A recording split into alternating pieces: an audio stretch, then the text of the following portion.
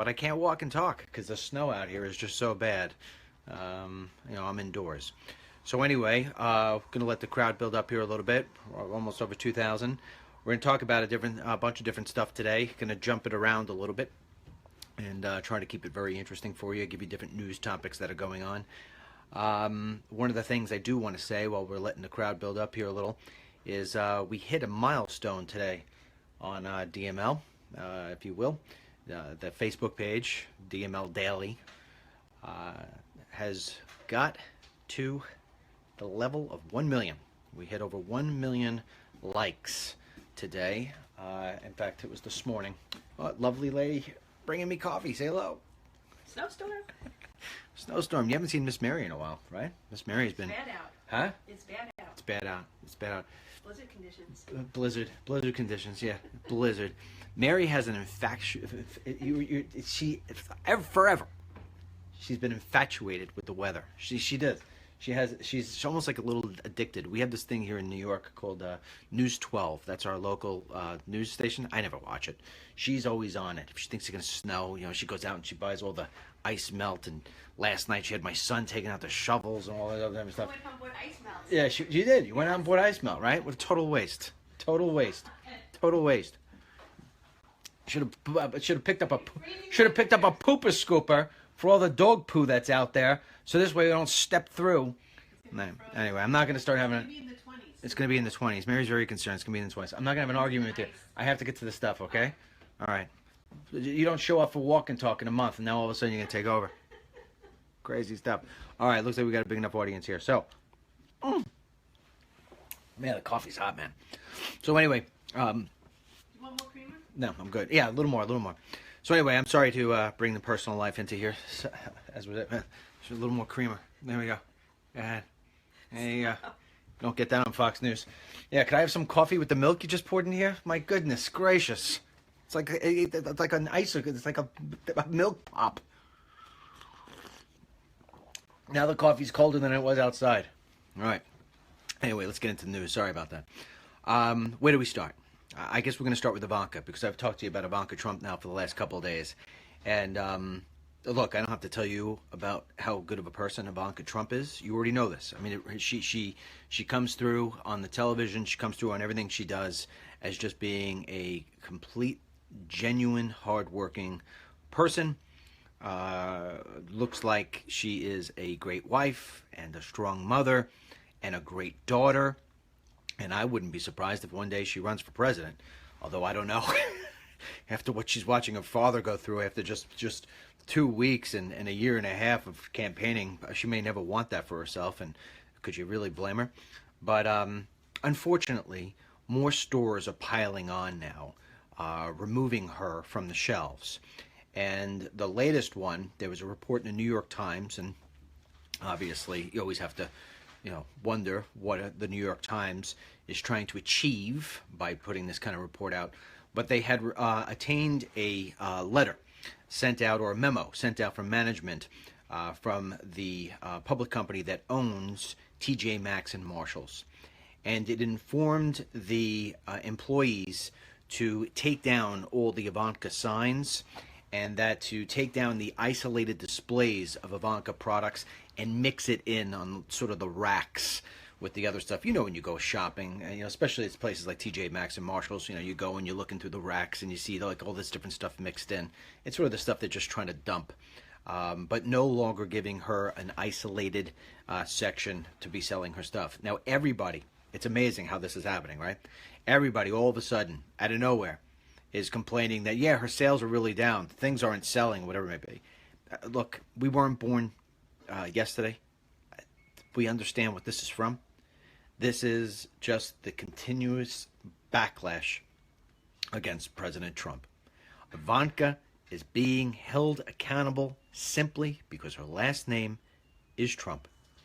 And I, for the life of me, have nothing that I can say to you that justifies any of it.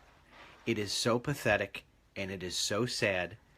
And although I try to always remain as positive I can in the walk and talks, as though I always try to explain things to you in a way that I take that political stuff and I try to create it in analogies that you can understand and share with other people. I just don't know what to say here. I just don't know what to say here. There is there's an unwritten rule, if you will.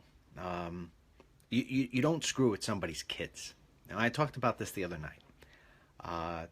When you run for an office, you run for especially the presidency, everything is open. You got to realize the fact that you're going to be walking into a storm like nothing you've ever seen. And for those of you who are very new to me, don't let the baseball hat fool you in terms of what we've done over here in my life. But I explored running for the office in 2016, and in fact, some of you may have seen it. Megan Kelly had me on the Kelly File. I was one of the first people to say that I was going to look into it, and they ran a poll on Fox News, and thousands of people responded. 88% said that they would vote for me. Now, the reason why I bring that up is because ultimately, when I was exploring everything, I came back and I said there were a couple of things that I just wasn't prepared to take on. Number one, at the time, I had started to get sick, and I didn't want to play that anymore. But more importantly, I looked at my children and their ages, and I said, it's not fair for me to put my kids through this sort of thing, even though the unwritten law is leave the kids alone. I just didn't trust that they would do that to somebody like me, especially how I stand on immigration. Because when it comes to immigration, and remember, immigration is different than all the other policies and all the other issues we face as a nation. And what I mean by that is what they're willing to do to strike back at you. If you think you should have universal health care versus group health care, you're not going to be called names. You're just going to be debated on the merits of what your argument is. If you think that the VA, that veterans should be able to go to the VA or to be able to go to any hospital under the same program, you're not going to be called a moron. You're not going to be called a hater. You're not going to be called anti-anything. You're just going to be looked at the merits of your argument. If you think that there should be a flat tax versus a fair tax versus just tax reform, you're not going to be called a bigot. You're not going to have somebody throw things at the back of your head. You're not going to have somebody try to kick your ass, your buttocks. No, you're going to be pressed for, well, why is fair tax better than flat tax? But when you think that there should be a temporary stoppage of immigration from terror-laden countries, when you believe that the illegal aliens in this country should be deported, when you fight for the American worker versus the illegal aliens, you don't get into an intelligent debate. You get crucified for your beliefs. That's basically what it is. The left and the Democrats will crucify you and anyone you love because of your beliefs. And I know that Donald Trump is not a perfect person. And I don't agree with every way that he handles things and goes about things in terms of getting his message out. But I agree 100% with him when it comes to immigration. And what they're doing to Ivanka Trump is purely because of immigration. If he was saying we need a flat tax, and there were people who didn't want a flat tax, you wouldn't see her stuff being pulled off shelves. This has everything to do with immigration. I promise you that. I promise you that. If you really sit back, you look back, you peel back over the 18 months, all the things they tried to nail him for. Some of them, you can make an argument that maybe he should have. You want to go back to the Billy Bush bus, where Donald was caught saying the stuff on the live mic. You want to have women lash out against that? I guess I can understand that whole thing. But at the end of the day, you wouldn't pull Ivanka's stuff off the shelves. You definitely would not. You wouldn't do it ever. You pull it off because of this stuff with the executive order, which, by the way, The appeals court will probably, I'm guessing, speculation, I have no insight to this. The appeals court will probably go against Trump. But ultimately, Trump will win this battle. It may be down the line, but he will win this battle. And I hope, as a side note, this doesn't become a tug of war game with Donald Trump and the courts. Because although I respect our president, and although I champion for him on a daily basis, I have a little concern that we may be taking our eye off the ball a little bit.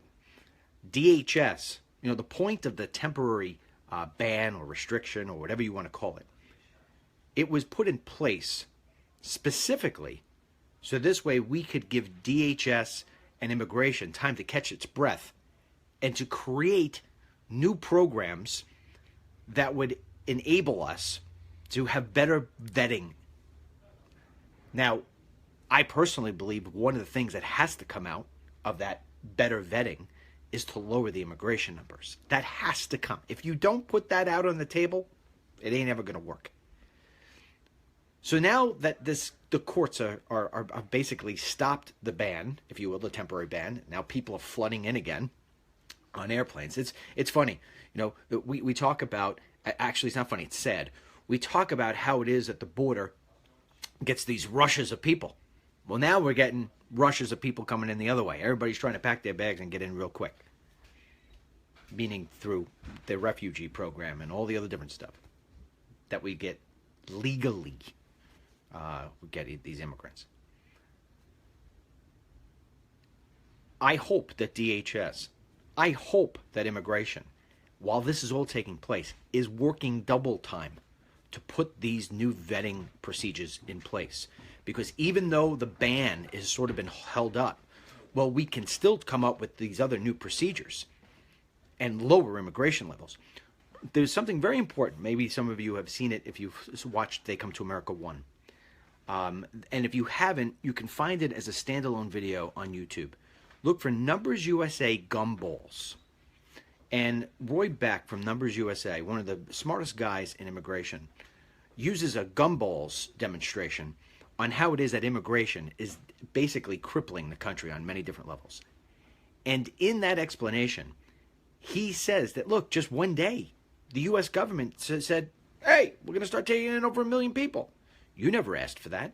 Do you know anybody in your life, anybody, any one of your neighbors, anybody who actually wrote a letter or stood up at a town hall or declared anything and said, I really would like to have over 1 million people come in here legally each year? Do you know anybody who asked for that?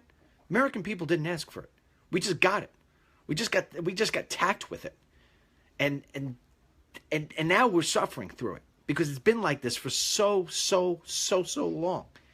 So if Trump gets back to recommendations from DHS and from immigration officials saying, listen, one of the ways that we can ensure the fact that we can protect Americans is by lowering the amount of people that are coming in here, then we could start doing that. Do you understand? We don't have to just gain yardage by running up the middle, smash mouth. Let's pass to the left. Let's pass to the right. Let's flea flicker out to the left. Let's run a different play. We can still get into the end zone, President Trump. We just have to maybe run a different play while these guys have our other playbook stalled. Let's just pull out the old plays. And this is the way that can happen. So I combined right there the whole thing, what's happening with the Ninth Court and what's happening with Ivanka. And it's disgusting. And Ivanka Trump should expect it to continue. And now I can tell you the next narrative of this story, which we just launched. We launched it on DennisMichaelLynch.com minutes before I came on, was that now the media, specifically the left, is stating that there could have been wrongdoing on the behalf of Miss Conway, Kellyanne Conway, who last night, trying to defend Ivanka, said she's going to go out and she's going to start buying Ivanka stuff and you should go out and buy Ivanka stuff, and she was pushing it. they're saying that that breaks a rule to where you're not allowed to use the office for personal gain. So get ready, because that is now going to be the new debate. Because let me tell you, you got Sean Spicer, who's the press secretary, obviously, and the SNL skit just won't go away that they did about him. And I wouldn't be surprised if Sean Spicer at some point in the next 2 years says, you know what, I'm done with this crap. I'm done with this crap. But Sean Spicer isn't a weapon like Kellyanne Conway is a weapon. Kellyanne Conway is a weapon.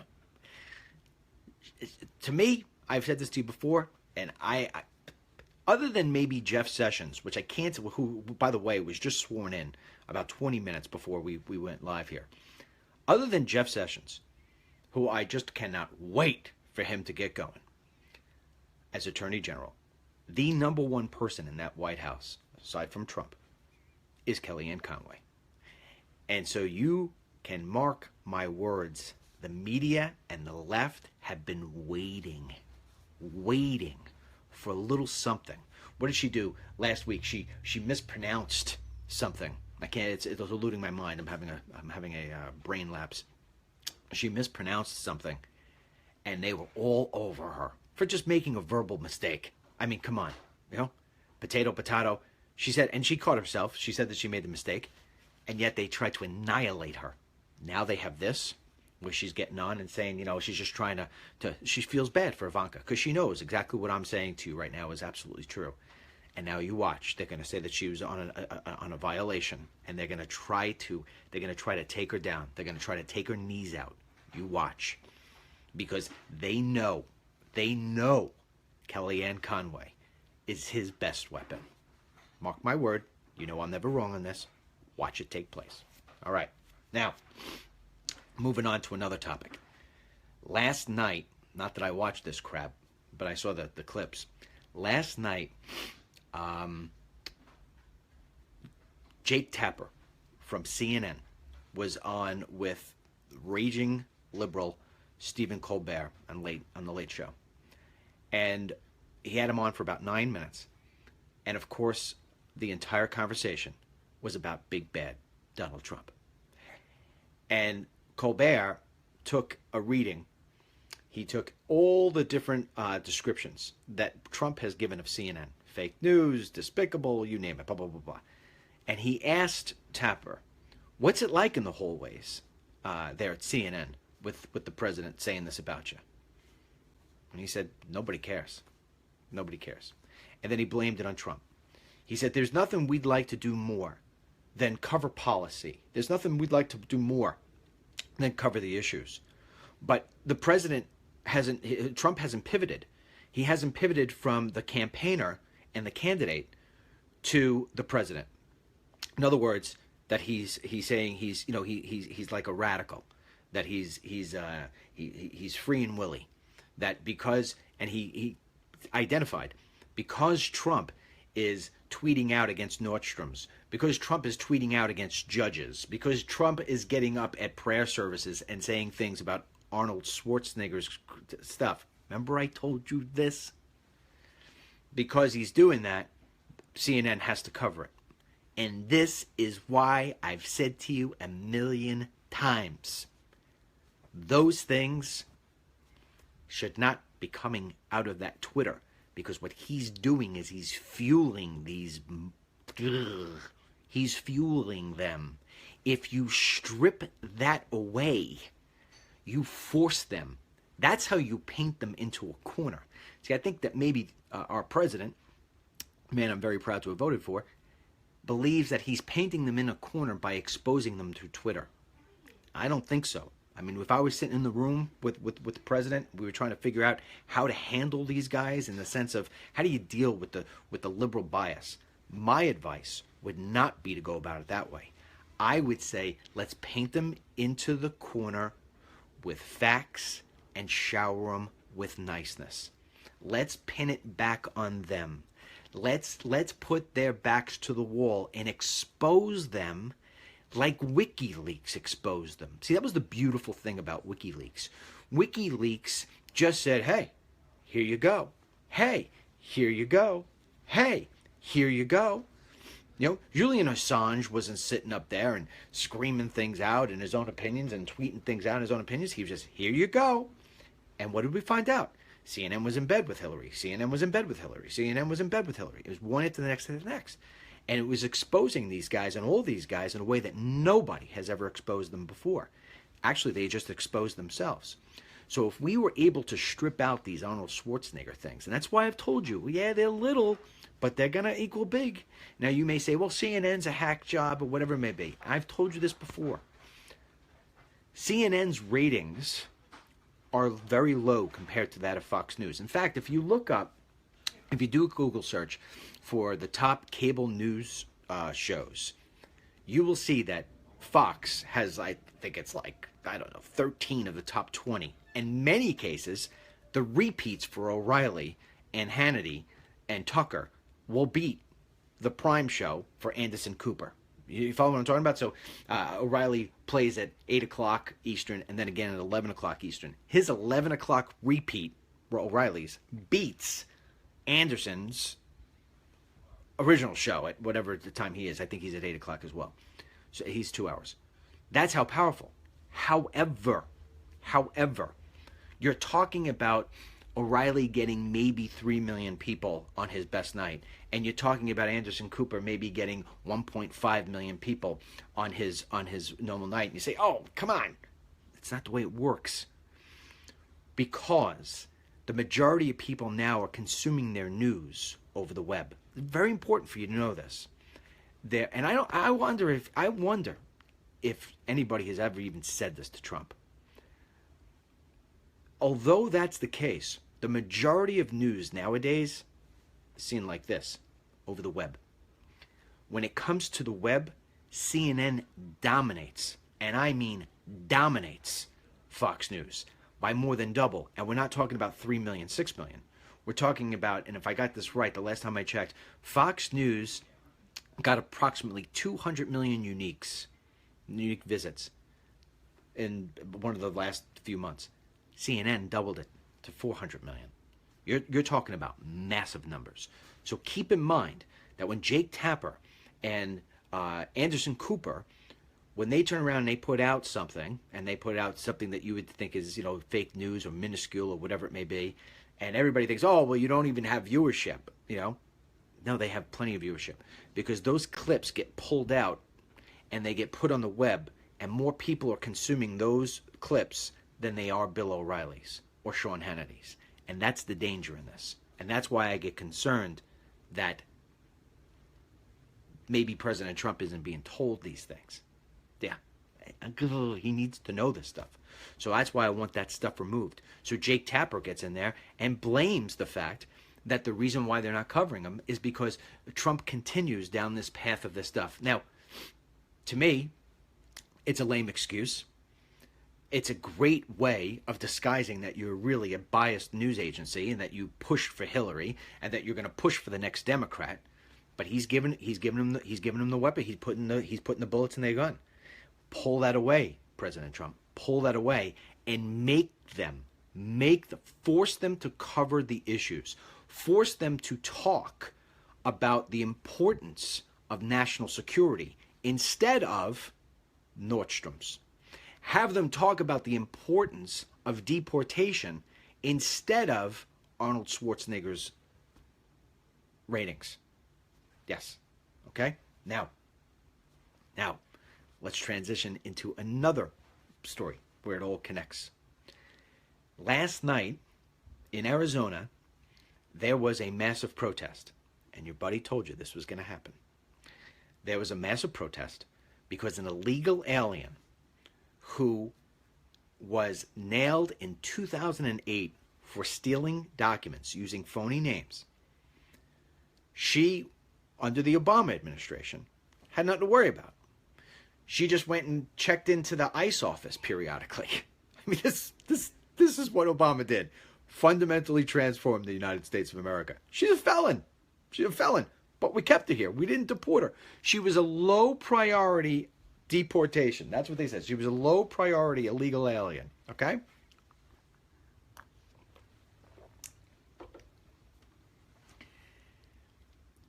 She went to go check into ICE. Now that President Trump is president. And they said, oh, rules have changed. It's time to go home. So they turn around, they don't release her. The family's outside, all up in arms.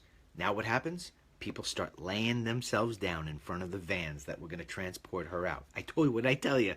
I said they're going to start laying down in the streets. They're going to lay down at the border. They're going to lay down and say, you have to run over me. But the party's over. This woman is a felon, and she needs to go home. That's it. And they say, oh, she's got American kids. You know, she gave birth to it. So what? If you, right now, you on the other side, were to steal my identification and get nailed for it, and you had 2 kids at home in 2nd grade and 4th grade, you'd be going to jail. And we'd be figuring out what to do with your 2nd grader and 4th grader. But when you're an illegal, it's, hey, you can't do anything. They got kids at home. No more, man. No more. And this is why they pull Ivanka's stuff from the shelving. This is why they take it out on Trump's daughter. See how I got it all coming full circle for you, right? This is why the backlash. Because President Trump, like the way he puts out his messages or don't like the way he puts out his messages. Like his Twitter account or hate his Twitter account. You like his hair or hate his hair. Close your eyes to all of that and look at the essence of what he is conveying. The rule of law. Safety for Americans first. Protect the American worker. These things are no longer fashionable in the United States of America if you're on the left or if you're in the mainstream media. This is why the horrendous, terrible backlash. Now, it doesn't just come from the left. It comes from the people that we call rhinos, Republican in name only. For example, Senator McCain, also known to me as Senator Amnesty. He was one of the crafters of the Gang of 8 bill that was just going to allow illegal aliens to get whatever they wanted in this country. Now, I don't know if you remember this.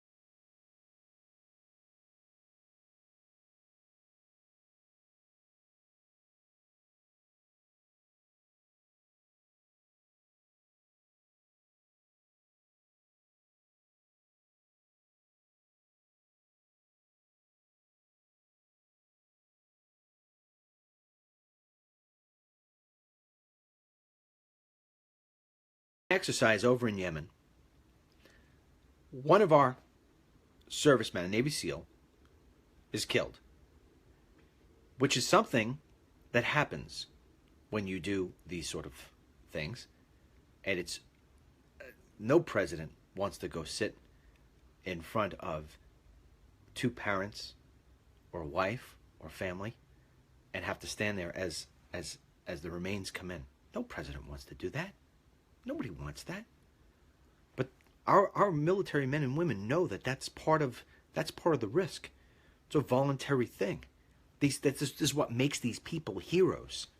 This is why, I mean, this is a total side note. This is why people like you and people like me get so up in arms when you got Colin Kaepernick not standing for our national anthem. This is why people like you and I get so upset when we watch people like Nancy Pelosi and Barack Hussein Obama and Charles Schumer and all these, and Hillary Clinton being champions for illegal aliens and for refugees, and not putting any of that sort of same passion into our veterans. Right? That's why we get frustrated. That's why we can't get it. Senator McCain goes out on television and undermines the president by calling it a failed operation in Yemen. It was a botched. It was botched. Who does that? Who does that? Doing that is so disrespectful to the man who died, Ryan Owens. So disrespectful to your president of the United States. It's like me going out right now and telling you something about my wife that I disagree with. And I don't mean the joking stuff. You know, we do all the joking stuff. I mean something that there's no need for it. I'm going to undermine my wife here? You know, what did McCain get for coming in and undermining his president? What did McCain get out of turning around and discrediting, as far as I'm concerned, a mission to where a man gave his life for the betterment of the United States of America? What a cheese ball. Now President Trump goes out to Twitter today and blasts out 3 nasty grams towards McCain. Question is that the right thing to do? Time's going to tell on this one. Time is going to tell on you. You got to have your own opinion for that. I'm not going to tell you how to think about that one. I will say this, that every day that goes by, and every time we put out another Twitter, and every day you got CNNs and ABCs and NBCs and CBSs covering those Twitters and those tweets in a wrong, negative way, I get a little more concerned about what lays in front of us. Remember, the first 100 days of any presidency are the most important 100 days. And they have so many things that they're trying to take away from this man. They're putting his cabinet members up slower than any other president. They're trying to do everything they possibly can to make his job impossible and to make his presidency a complete failure. He, being the smart man he is, has to do everything he can to reverse the tides on that. He has to do everything he can to take away the fuel from these people. He has to take it away. Now, aside from that, either now or in the hours to come, I think it's in the hours to come, the president will sign 3 more executive orders today. 3 more executive orders. One of them, the one that I want to focus on for right now, and we're going to end on this in the next couple of minutes.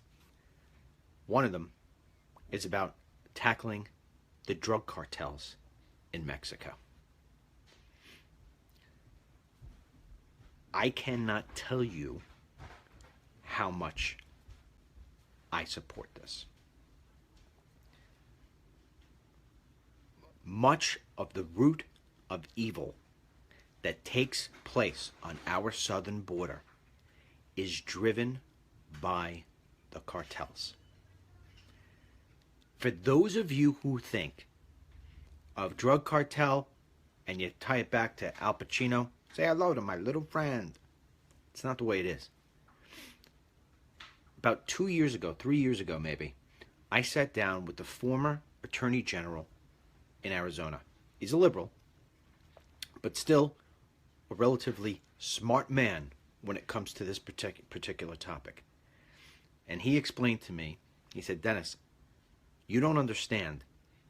These guys, yeah, they're thugs, and yeah, you'll watch how they bloody people in the streets, and you just think, oh, what thuggery. But they are highly trained operatives. These people are trained to survive in the desert at long periods of time. They are watching us more than we are watching them. We build a wall, they'll build a tunnel. We build a wall, they'll come around the ocean. We build a wall, they'll fly in planes. He said it's almost impossible to stop these people. You're worried about how you're going to smuggle cash back over the border? They'll do it in little tiny ATM cards. He said the only way to stop the cartels is to get them at the head. Then he went on to say, and the same thing I got from Rudy Giuliani when I sat down with him. He said, when you look throughout the course of history, when we have taken down organized crime, we have always done so at the top. You go after Al Capone, you go after John Gotti, you go at the top. And once you take out the tops, the rest of it crumbles. But for some reason, we don't ever do that when it comes to the drug cartels. What we do is we chase after the $5 pushers and the $10 pushers on the street. But if we were to actually go after the kingpins and actually go in and take these guys out and dismantle these organizations using our strength, then we could actually stop so many different things. We could stop the drugs pouring into this country and poisoning our children.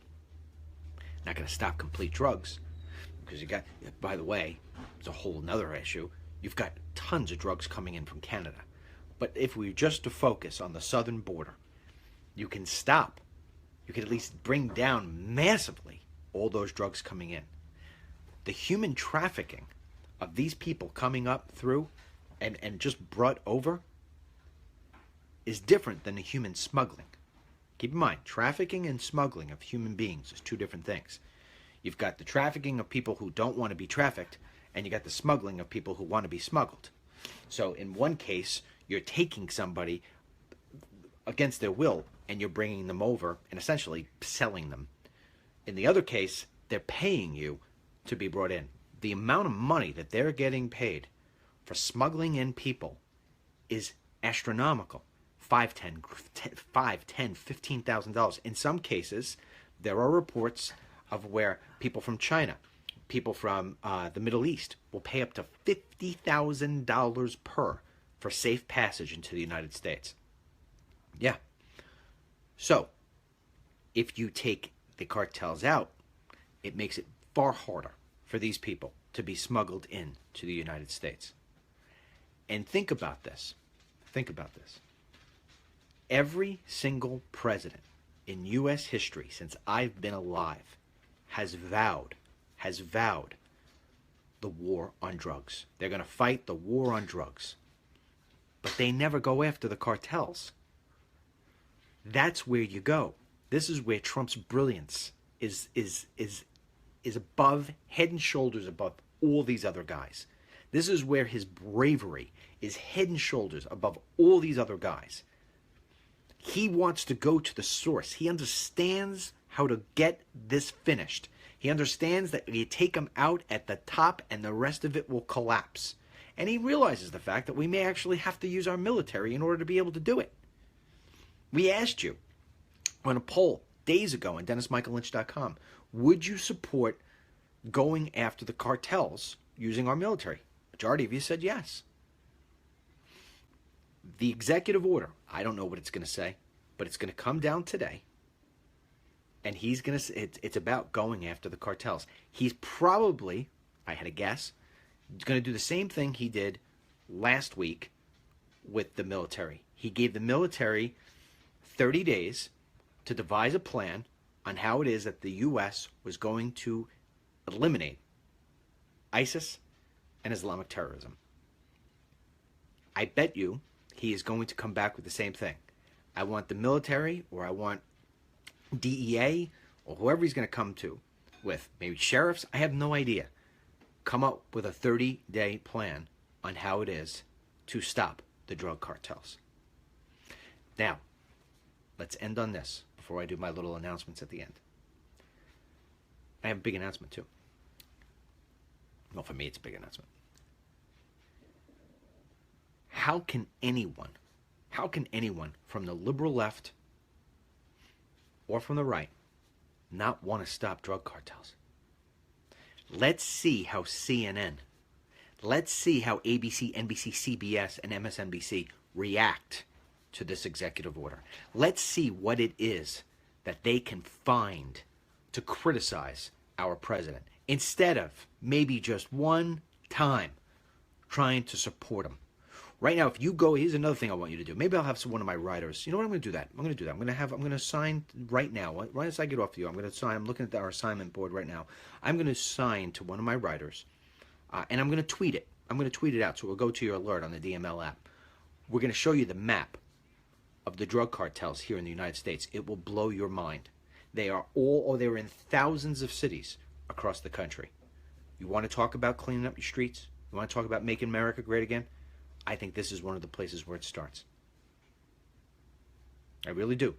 I used to talk about this when I was doing my exploring. I used to talk about this in my speeches. I said, you really want to make America great again? You want to make America back to what it was? You got to get rid of the drugs. The drugs are poisoning. They're poisoning so many people, not just our kids, our adults as well. You know. So anyway, that's that. A few things I want to tell you here. First of all, if you were in the beginning, you heard me say this. I'm going to say it again. This morning, I woke up. I checked. I do my little routine, and I checked on our Facebook page because we've been having problems. Facebook was making it so we couldn't schedule posts. So I wanted to see if it got fixed. And I was like, whoa, look at this. We officially hit over 1 million likes on Facebook, on my Facebook page, DML Daily.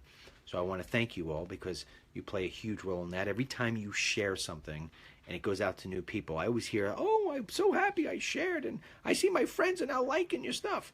That's all you. And just to put this in perspective, a year ago, we were at about 150,000. So, and look, this is just one page. We have another page. In fact, you might want to check it out. We have another Facebook page. If you don't know about it already, you should go over and like it because Facebook limits the amount of posts that go into your feed. Even if they don't restrict you from me, they're only going to give you so many. I mean, we post 48 things a day, and that's why the app is so important. But we also have, if you go for facebook.com/fighting for Trump, fighting for Trump, you'll see my picture up there with Trump. That's our page as well. We got about 200,000 likes on it. So if you look at it, we're at 1.2 million likes. In a year ago, we were at about 150. That's real growth. And I attribute that all to you. The other thing I want to say is thank you so much. In the last couple of days, we've really started taking in a lot of donations. And I just called Harlan this morning and said, Harlan, we could now go and get that big monitor wall. We're getting a big, huge monitor wall. It's fantastic. We had one gentleman come in yesterday, gave us a $1,000 donation. Mr. Hodges from Arizona, I want to acknowledge you. And we had another woman, Cindy from Minnesota, give us a $500 donation. And then we got a ton of $5 and $1 and $10 and $50 and $30 and $100 donations, $200 donations. I can't say thank you enough. Every time you do it, we go and we get more stuff. We just make it better, faster, and we're going to get to the finish line a lot quicker because of you. So I wanted to say thank you from the bottom of my heart. Thank you on behalf of my family. Thank you on behalf of Team DML. And our app numbers continue to grow. If you haven't gotten the app yet, please go get it. Go to the iOS store or go to the googleplay.com store and search for DennisMichaelLynch.com. Now, some of you saying, hey, DML, they're being asked me for my credit card. I thought this was free. It is for free. On Google, I think for the Android, they take your credit card in case you ever go and get another app that costs you money. But we're not taking any of your money, and they won't charge you any of the money. If they do, we reach out to us, and because I ain't getting the money. So it's all for free. For the rest of you who say, DML, you're too small on the app, double click my face when I'm on there, or Harlan's face, or whoever's face, and then you'll see it will go double the size. And if you have the app, you should periodically go back and get updates because we're always doing updates. Mark is always there doing something, making it better, faster, stronger. We've got so many different things on it that are coming up. And like I said, it gives you, today I'm doing a test. Today we're actually putting more stories up on the app than we are on Facebook. We are now trying to push all of our traffic through this app so we can control it. So if you don't have the app and you only have Facebook, I'm telling you right now, you're not going to get all the news. You're only getting 50% of what we're pumping out every day. The app has it all, and that's what will lead to it. And then I think that's pretty much it. I want to say thank you one more time for the donations. That's DennisMichaelLynch.com/donate if you can. If you can't, I understand it completely. And for those of you who have done it more than once, twice, I can't say thank you enough. None of the money goes to me. I don't put a dollar of it into my pocket. Anybody ever wanted to come challenge me? Come challenge me. And that's it. All right? So, I don't know. Anything else to say? We'll be back tomorrow. I don't know what time. It depends on the snow here. If it's this bad, I'll probably be here again tomorrow. But we'll be back tomorrow. We're doing the best we possibly can. I know that I'm not doing the 11:40 thing anymore. For those of you who are missing the church bells, I'm sorry. We'll be back again on the weekends. On the weekends, I'll be walking around the block here. But boy, do we have so many cool things at the estate. We're calling it the estate, the new place where we're going to be filming from. You're going to be so impressed. It's so great. I can't wait to show you. It's coming around the block. Oh, and then the last thing I'm going to tell you, for those of you who don't know, in March, I'm going to be missing in action for a couple of days. I actually have to go testify at the Bundy trial. For those of you who don't know, I was the one who filmed a lot of what was going on there and got in between the protesters and the BLM with all the guns pointed all over the place. So they're breaking that up into 3 trials. The first Bundy trial started today, I think, and I am being called in a couple of weeks. I got to go testify. And then the next thing starts, I think, in May. I got to go back again and testify. And then the final one is in August, and I got to go back again and testify. I said, can't we just put me like, here's a perfect example. Right? Hold on, let me take a cold coffee. Here's a perfect example of waste. The government is going to pay for me to fly back and forth to Vegas 3 times. They're going to pay for me to stay at a hotel 3 times. They're going to pay for my food and my cab service 3 times because the judge wanted to break it up into 3 trials instead of 1. So I think it's like 6 people, and then, I don't know, 4 or 5 people. But forget about that. Let's go back to the costs. So I said to the U.S. District Attorney, I said, look, man, I'm a busy guy, and I'm in New York. I don't want to be going to Vegas. Why don't we set it up, and 3 times, why don't we set it up where I go to a courtroom, somewhere close here in New York. I'll even go to the city if I have to. I said, whatever it is, you swear me in from there, and let's do a Skype interview, or let's do, a satellite interview, some kind of thing, where I can testify from there. You guys save yourself a ton of money, especially you bring me back 3 times. And they're like, no, we don't do that kind of thing. I said, why don't you do that kind of thing? Oh, we only do it if there's a medical reason. A medical reason? Oh, well, if you do it for medical reasons, and you got it all set up, and it's something that's there, why don't you just do it and save the taxpayers money and save me time? Because I'm getting crushed having to do this 3 times in 1 year. No, can't help you. This is why America's broken. One day, when yours truly is in that Oval Office, believe me, we'll be changing this stuff. Yeah. Until tomorrow, may God bless you. May God bless the United States of America. May God bless our troops. And may God bless the NYPD, spelled backwards, on Facebook Live.